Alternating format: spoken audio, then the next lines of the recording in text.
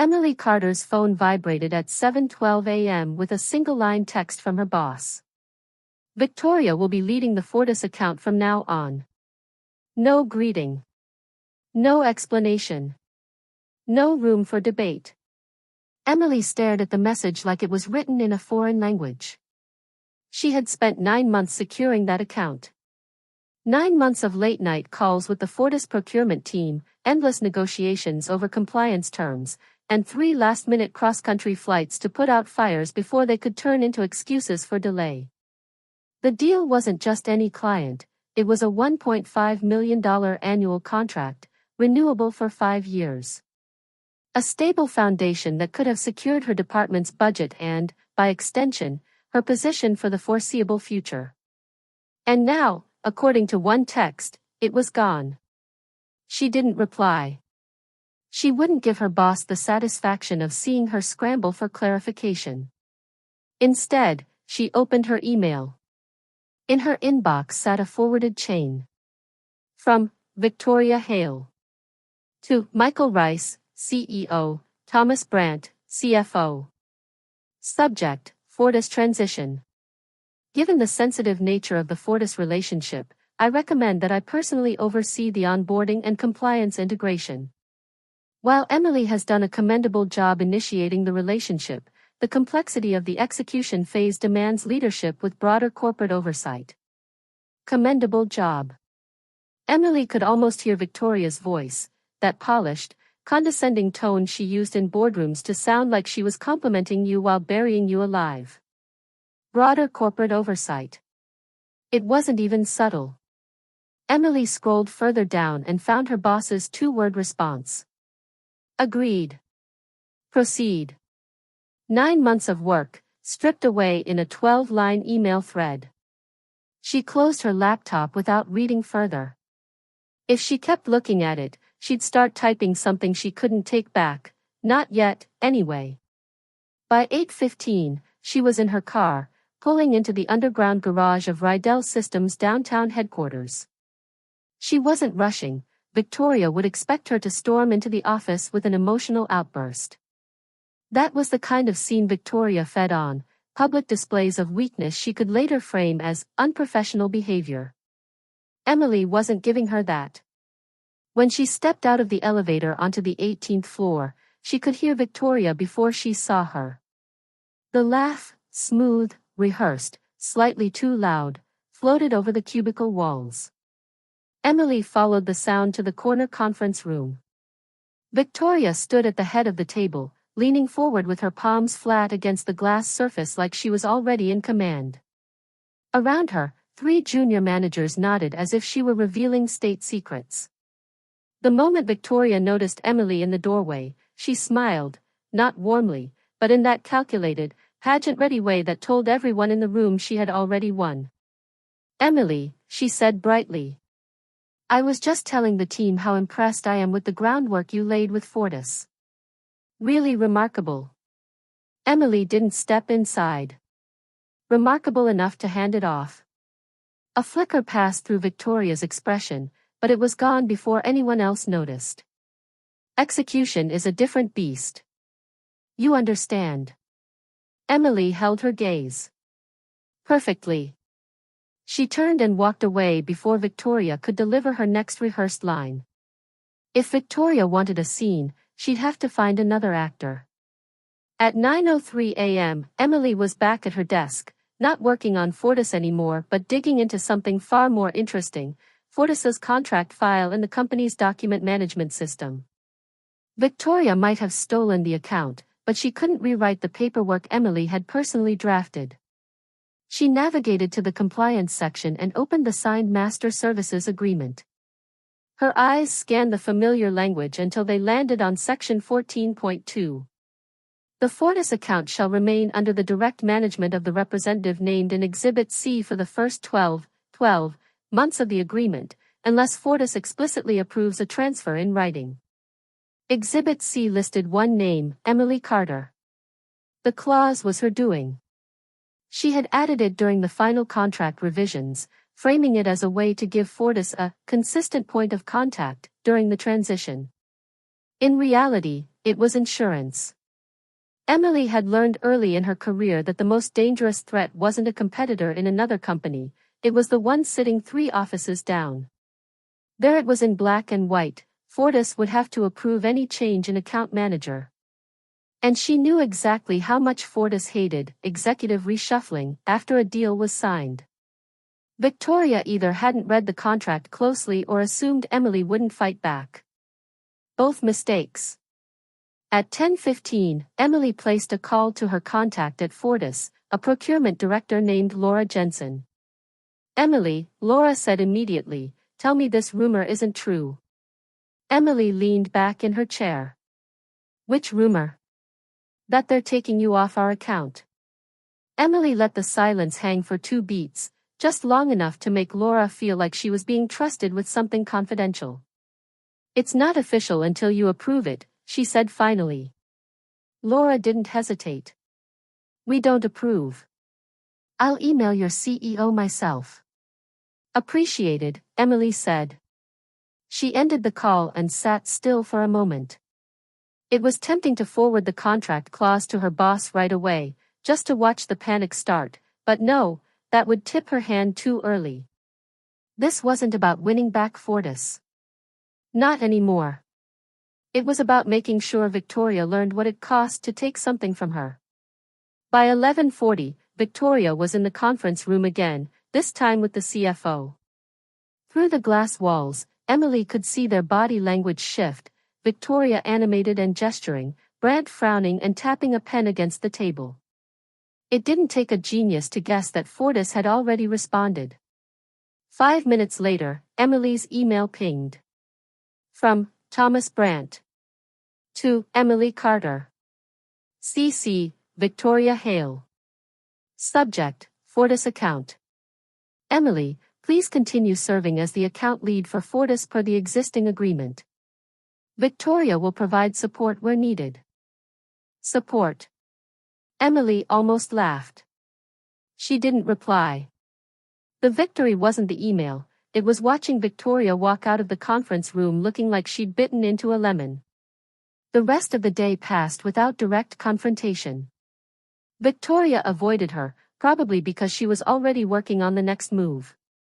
Emily didn't expect her to retreat permanently. People like Victoria didn't back down, they looked for weaker entry points. That night, at home, Emily spread out her laptop and a stack of handwritten notes on her dining table. She didn't usually take work home, she valued clear boundaries, but this wasn't work in the usual sense. This was preparation. Over the next 2 hours, she mapped out every account she currently managed, marking which ones had protective clauses similar to Fortis's. 4 out of 7 were secure for at least 6 months. The others were vulnerable. She highlighted them in red.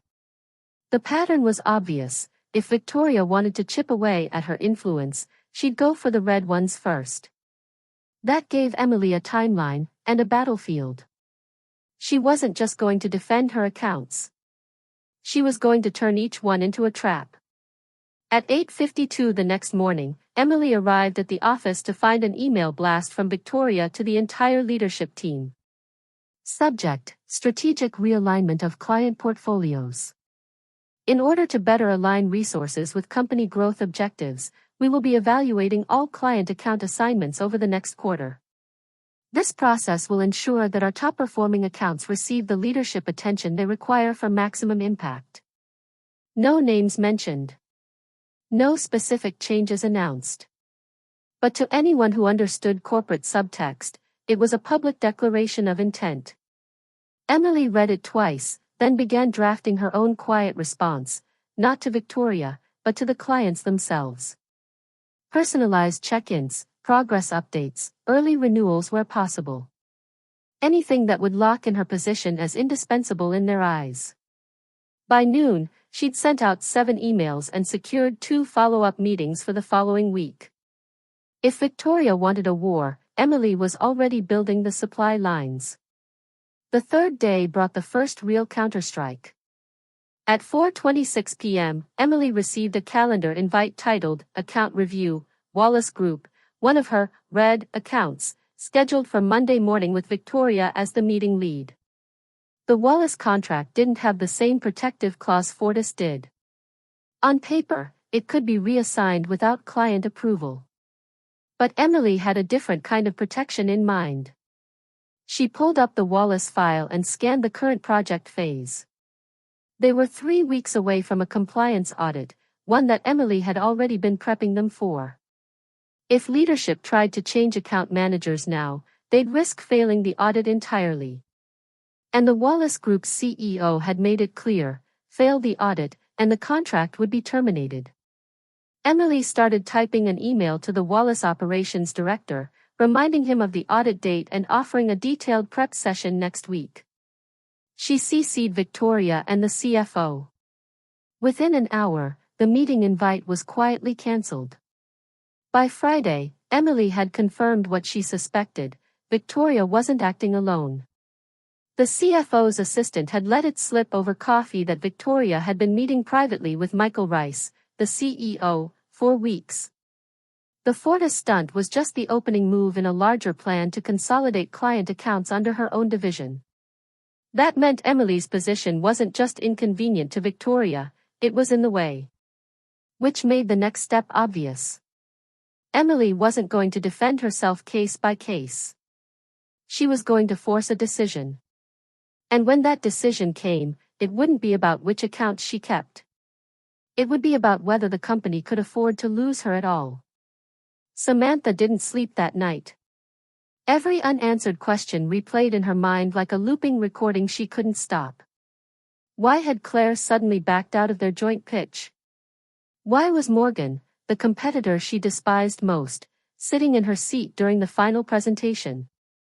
And why had the company board smiled when Morgan spoke like they'd been expecting her all along? At 5:13 a.m., Samantha sat at her kitchen table, laptop open, scrolling through old project archives. Years of her work were in these files: plans, strategies, contracts. But she noticed something. Some files had been accessed at unusual hours. Not by her. Not by anyone from her direct team. The access logs pointed to Claire's credentials. That wasn't just betrayal. That was theft. Samantha's fingers hovered over her keyboard. Her instinct screamed to confront Claire right now. But instinct didn't win wars, planning did. She remembered her mentor's words: never go to war without knowing where your enemy keeps their ammunition. By 6 a.m., she had a list: the clients she had brought in personally, the contracts with clauses most people ignored, the financial reports Morgan wouldn't have studied yet. She wasn't going to stop the betrayal. She was going to use it. When she walked into the office at 9 o'clock sharp, she didn't storm in. She greeted people normally. She nodded at the receptionist. She even gave Morgan a faint smile when they crossed paths in the hallway. But her eyes never softened. Morgan noticed. She always noticed. Claire was in her office, typing fast, like she was trying to erase something before Samantha arrived. "You're here early," Samantha said flatly. Claire glanced up. "Big day. Lots to prepare for." "For you," Samantha replied. "Not for me." She let the silence stretch until Claire's smile faltered. By lunch, Samantha had booked 3 off-site meetings with her most loyal clients, ones Morgan didn't even know existed. She spoke carefully, never mentioning the betrayal, only hinting at a shift in the company's direction and better opportunities coming soon. The seeds were planted. At 3:15 p.m., she received the email she'd been expecting: termination of position, effective immediately. No warning. No meeting. Just cold, digital dismissal. They thought they'd caught her off guard. They thought the war was over. Samantha smiled for the first time that day. At 4 p.m., she walked past the HR desk holding nothing but her purse. No box of belongings. No tearful goodbyes. Her real possessions weren't in that office anymore. They were in encrypted folders, safe on a drive only she controlled. Inside those folders were every signed client agreement she'd authored, every clause she'd embedded to protect her position, and one contract in particular that would destroy Morgan's future before it even began. The streets outside felt different. Not freer. Not safer. Just quieter. She walked straight to a small cafe 3 blocks away, sat in the corner, and opened her laptop again. Her first message went to an old friend in corporate law. Her second went to the investor Morgan had been trying to impress for months. Her third was a draft, short, factual, and devastating, that would, when sent, force the board to reconsider every deal Morgan had ever touched. This wasn't just about revenge anymore. This was about dismantling the network that had been built to replace her. Piece by piece. Quietly. Publicly. Permanently. And Samantha knew exactly where she would strike first. The day after Natalie's call with her confidential source, she sat at her desk at home, reviewing the encrypted file she'd received overnight. It wasn't labeled. No subject line. No sender name. But the moment she opened it, she understood why. The PDF contained transaction records from the last 18 months, every financial movement involving her competitors' main accounts. The amounts weren't just large, they were structured in a way that screamed manipulation. Same amounts transferred back and forth between consultants and marketing contractors every 2 weeks. Natalie knew those were fake shells. She didn't have proof yet, but she had a feeling this was the thread she'd pull until the entire sweater unraveled. She didn't save the file on her laptop. She moved it directly to an air-gapped drive, disconnected from the internet. She'd learned long ago that digital footprints were invitations for counterattacks. If her competitor's team got even a whiff of her digging, they'd flood her with fake leads or send legal threats to slow her down. By mid-morning, she had mapped 3 shell company names from the records. All of them were registered in Delaware, under anonymous LLC structures. That was expected, but one detail caught her eye: 2 of them used the same registered agent, a mid-tier legal firm Natalie had dealt with years ago when she was cleaning up a client's financial mess. She still had a personal contact there. She sent a short message from a secure burner phone. Lunch this week? Need a casual consult. Quiet matter. Her contact replied in less than a minute. Wednesday. My office. No phones. Natalie smiled.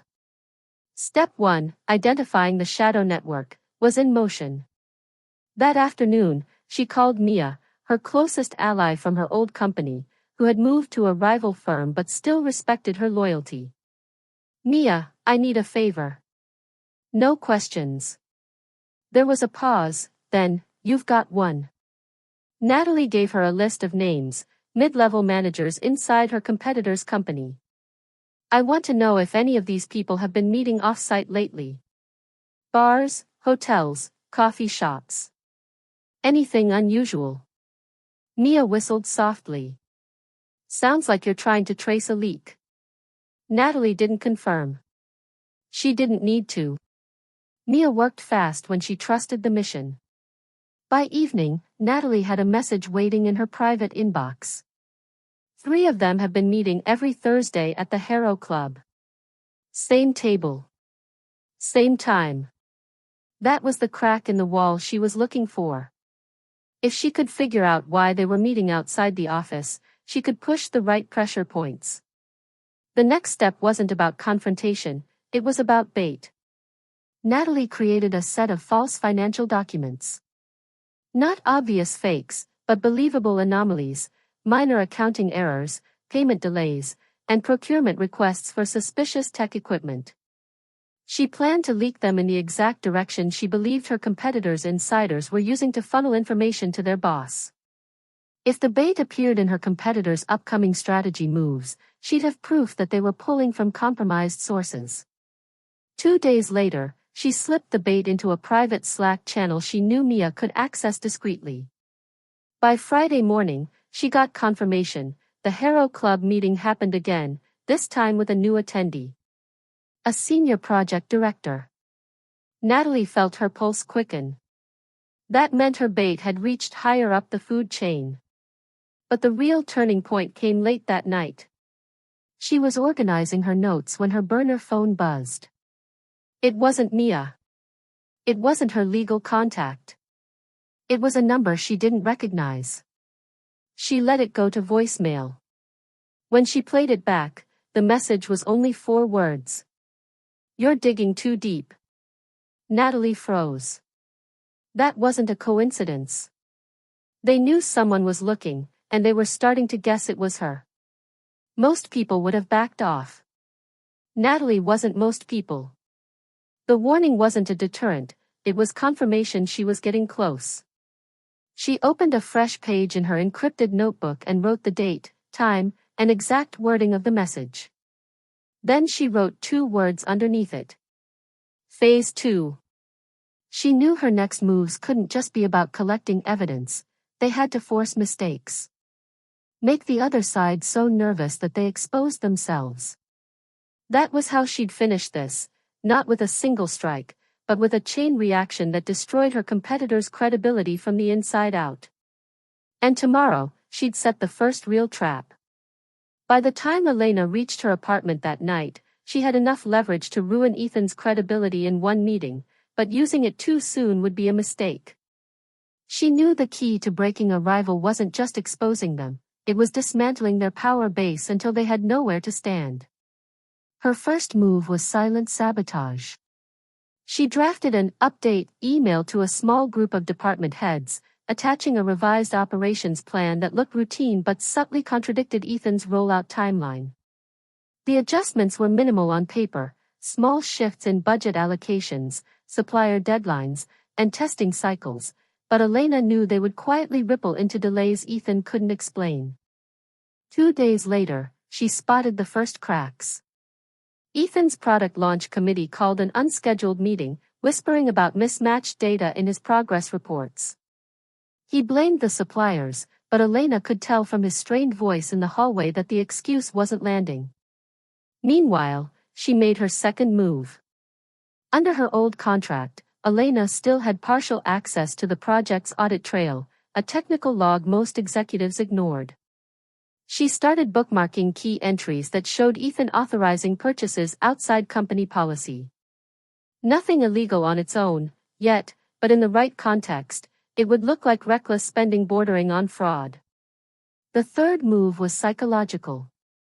Elena asked HR for a routine review of interdepartmental communications, citing a need for process alignment. What she didn't mention was that she knew Ethan had a habit of leaving his private Slack threads open on shared screens during presentations. HR's quiet audit was guaranteed to surface messages that would make him look unprofessional at best, discriminatory at worst. By the end of the week, Ethan was sweating in board updates, fielding questions he couldn't anticipate. Elena didn't have to be in the room to watch him unravel, her allies were sending her bullet point summaries within hours. The best part? Ethan still had no idea she was orchestrating any of it. In his mind, the universe had simply turned against him. He was doubling down on aggressive tactics, alienating the very people he'd need when things got worse.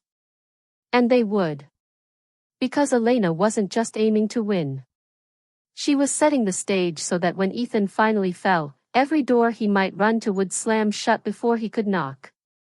Samantha Hale had spent 6 months constructing the perfect illusion.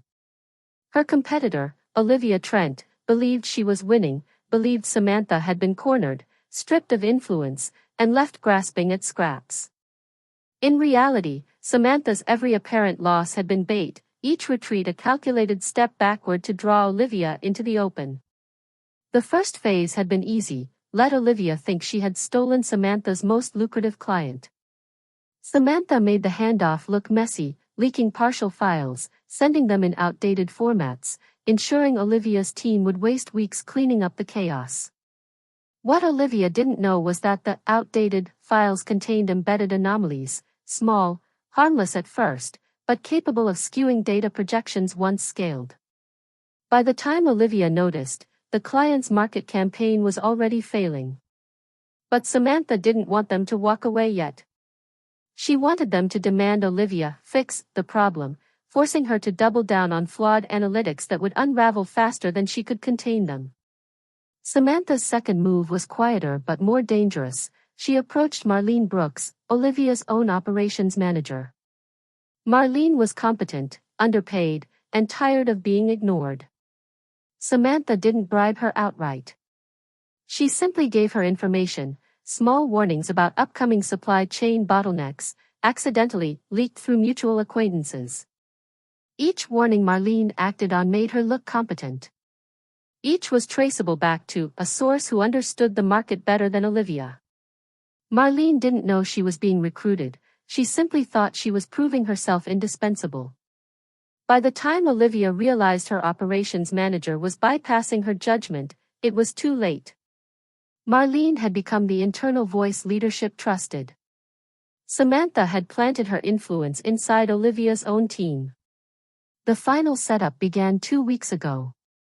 Samantha arranged an invitation-only industry summit, ostensibly to discuss cross-company collaboration. She leaked to the right people that her company's finances were shaky, that she might be seeking a merger partner. Olivia took the bait, assuming Samantha was desperate enough to entertain an acquisition. At the summit, Samantha played the role perfectly, polite, measured, just vulnerable enough. She let Olivia dominate the conversation, letting her parade her victory in front of industry leaders. But the documents Samantha accidentally left visible in her briefcase told a different story: upcoming patent filings, unannounced product lines, and pre-secured supplier contracts stretching years ahead. The message was clear to anyone who saw them: Samantha was not desperate. She was untouchable. That's when the private messages began. Executives from 3 major firms reached out to Samantha directly after the summit, asking if she was open to partnerships, without Olivia. One of them, Martin Kessler, had a personal grudge against Olivia's aggressive tactics. He was willing to move quickly, but only if Samantha could prove Olivia's company was unstable. Proving it would be the easiest part. Samantha had already mapped out the weak points in Olivia's infrastructure: the contracts tied to unreliable vendors, the compliance gaps overlooked in her rush to expand. She'd been feeding subtle disruptions into those systems for months: misrouted shipments here, delayed compliance filings there, just enough to cause headaches without being traceable. Now she needed only to push once, hard enough for the whole structure to shift. 2 nights before the final phase, Samantha met Marlene in a quiet corner booth at a downtown wine bar. The conversation lasted 12 minutes. Samantha didn't make promises, didn't threaten. She simply laid out a scenario: Olivia's upcoming quarterly review, the inevitable questions about supply chain delays, the missing certifications, the unreliable vendor accounts. Then she slid an unmarked envelope across the table, printouts of internal emails showing Olivia had signed off on every one of those failures personally. Marlene didn't hesitate. She'd been compiling her own file for months, though she hadn't known how to use it. Samantha had just given her the missing piece. When Marlene left the bar, she wasn't working for Olivia anymore, not in spirit. She was waiting for the right moment to step forward as the voice of reason when the company went into crisis. The crisis came faster than even Samantha predicted. A shipment of high-demand electronics, tied to Olivia's largest account, failed customs inspection due to improper certification. The client, furious, demanded an immediate fix. Olivia, flustered, tried to blame the supplier. Unfortunately for her, the supplier had emails, ones Marlene had made sure were sent to the wrong recipients, proving Olivia had waived the required certifications to speed up delivery. Within 24 hours, the client froze all pending payments. Olivia's leadership board demanded an emergency meeting. Marlene, calm and prepared, walked in with a contingency plan, one Samantha had crafted in the background. It required replacing Olivia as project lead, citing reputational damage. The board didn't argue. Samantha watched the fallout from her office, the city skyline glittering in the distance.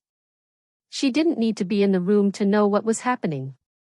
Olivia would resist, argue, threaten. She would burn bridges trying to salvage control. And every word would push the board closer to replacing her permanently. By the end of the week, the industry would know Olivia had been stripped of her most profitable account.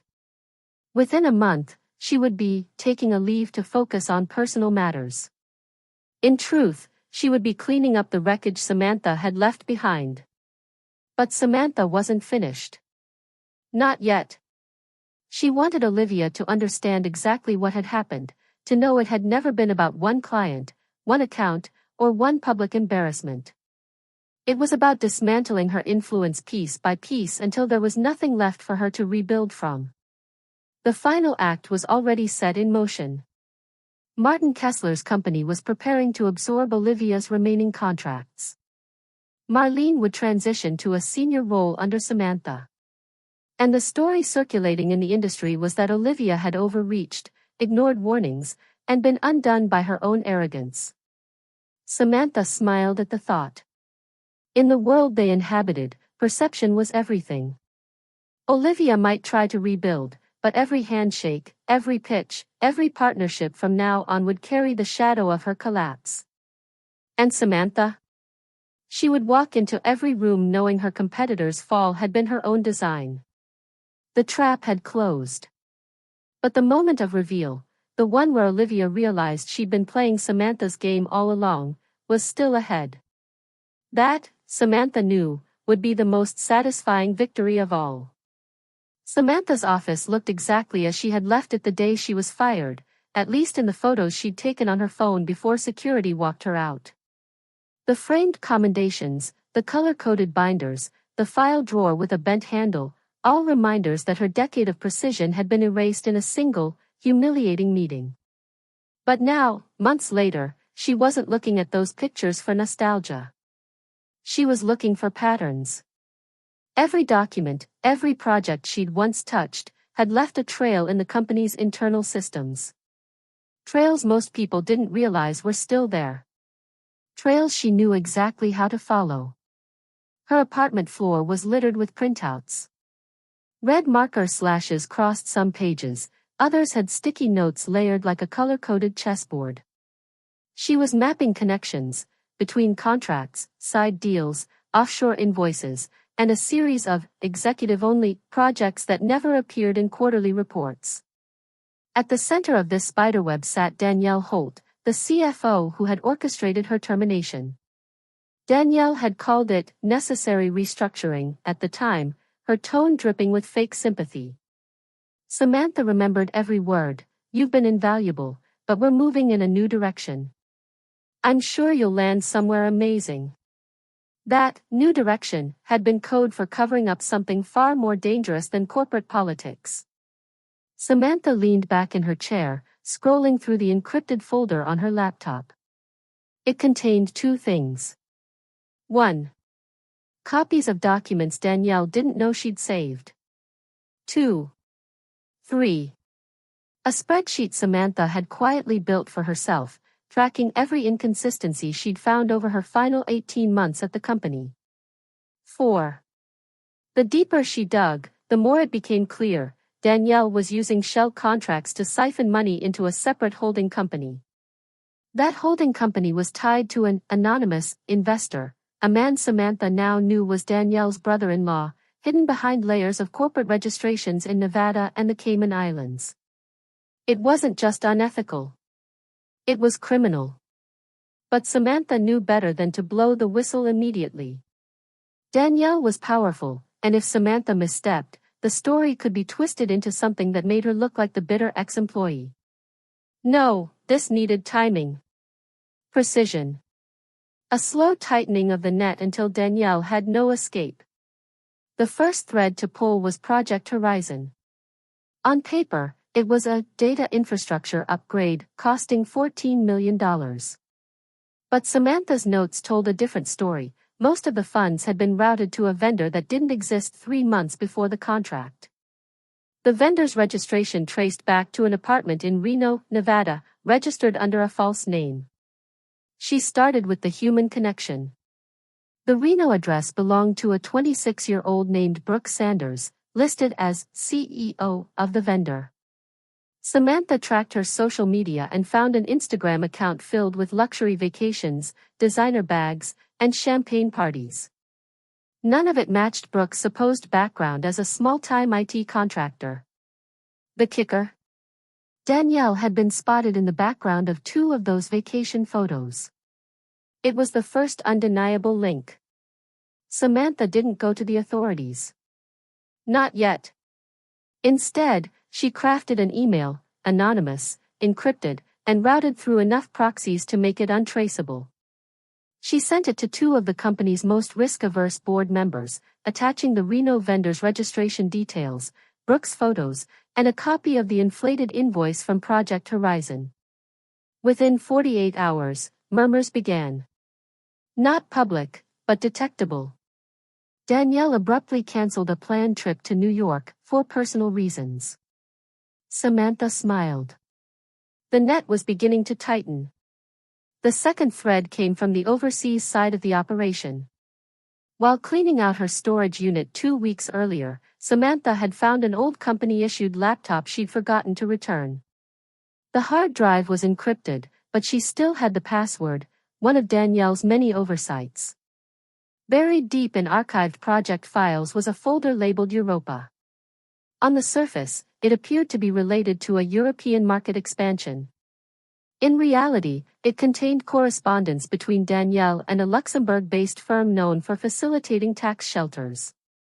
The documents discussed strategic fund redirection and compartmentalizing risk from regulatory oversight. In plain English, money laundering. Samantha copied the files to an encrypted thumb drive and made 3 duplicates, storing them in separate locations. She had learned a long time ago that information like this could make someone dangerous, or dead. The next move wasn't about Danielle directly. It was about isolating her from her allies. Samantha reached out to Claire Weston, the company's COO, a woman she had once clashed with over project timelines but who had a reputation for protecting her own position above all else. Claire didn't trust Samantha, but Samantha knew Claire's weak point, survival. In a carefully worded message sent from a concerned insider address, Samantha hinted that Danielle's financial practices might soon draw federal attention and that anyone too closely aligned with her could be implicated. By the following week, Danielle and Claire were no longer appearing together at internal meetings. A small crack in the alliance, but enough to matter. Samantha's apartment became her war room. Her days were spent in quiet, methodical planning, her nights in digital reconnaissance. She used LinkedIn to track personnel changes at the company, noting which mid-level managers were being reassigned, promoted, or mysteriously leaving. One name stood out, Lisa Crawford, a mid-tier finance manager Samantha had trained years earlier. Lisa had been moved to an internal compliance review role, which sounded benign but meant she was now tasked with sifting through sensitive transactions. Samantha reached out to Lisa under the guise of catching up. Over coffee, she listened carefully as Lisa spoke about how chaotic the finance department had become and how she was finding things that didn't add up. Samantha didn't push too hard, she just planted seeds, suggesting that if Lisa ever wanted to talk about what she was seeing, there were safe ways to do it. Lisa didn't commit to anything, but Samantha saw it in her eyes, doubt. 2 months into her campaign, Samantha had collected enough evidence to take Danielle down 3 different ways: corporate, civil, and criminal. But the smartest move wasn't to choose just one. It was to set all 3 in motion simultaneously, overwhelming Danielle before she could find her footing. She began drafting 3 separate packets. Packet A, for the board, highlighting ethical and financial breaches, laced with enough plausible deniability to make them act out of self-preservation. Packet B, for the press, a narrative-friendly version with clear, visual proof of corruption. Packet C, for federal investigators, containing the full technical documentation and cross-border financial records. Once these were ready, they would be released in sequence, 1 week apart. The first would destabilize Danielle's standing internally. The second would make her a public liability. The third would make her a target for the law. But just as Samantha was finalizing the last packet, she received an unexpected message on her encrypted line. The sender ID was hidden, but the text was short. "You're not the only one watching her. Meet me tomorrow. Noon. Pier 46. She stared at the screen, unsure whether it was a trap or an opportunity. If someone else was watching Danielle, it could mean backup or competition. It could also mean Danielle was already suspicious. Samantha didn't decide immediately. She shut the laptop, walked to the window, and stared down at the city lights. She had been patient, deliberate, always in control. But this was a variable she hadn't accounted for. And in the kind of game she was playing, unknown variables could be fatal. If you enjoyed this story and want more tales of cunning payback, subscribe now to Revenge State, where every week, strategy meets justice. Your next favorite revenge story is just one click away.